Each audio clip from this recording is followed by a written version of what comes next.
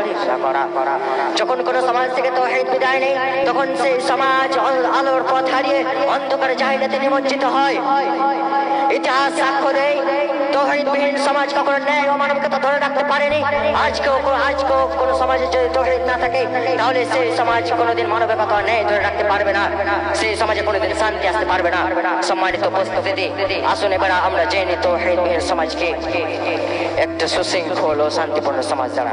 প্রিয় শ্রোতা মণ্ডলী, ইতিহাস উঠে দেখুন, যখনই আমরা দৃষ্টি নিক্ষেপ করব এই তাওহীদবিহীন সমাজের দ্বারা, তখনই ফুটে উঠেছে জাহিলিয়াত যুগের ভয়ঙ্কর কথা, যেখানে কন্যা সন্তানদেরকে জীবন্ত প্রচিত করে দেওয়া হতো। স্বামী মারা গেলে স্ত্রীদেরকে পুড়িয়ে দেওয়া হতো সতীদাহ নামক কলঙ্কিত প্রথার বাস্তবায়নে, যেখানে নারীদেরকে ব্যবহার করা হতো বাজারের পণ্য হিসাবে। আরো অনেক বর্বরতা নিদর্শন রেখে গিয়েছিল সেই জাহিলিয়াত।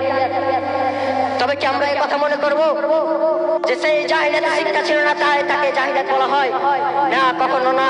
কারণ সেই যুগে এত বড় বড় কবি, এত বড় বড় সাহিত্যিক জন্মগ্রহণ করেছে, যে এখন পর্যন্ত সেই রকম কবি, সেই রকম সাহিত্যিক জন্মগ্রহণ করেনি।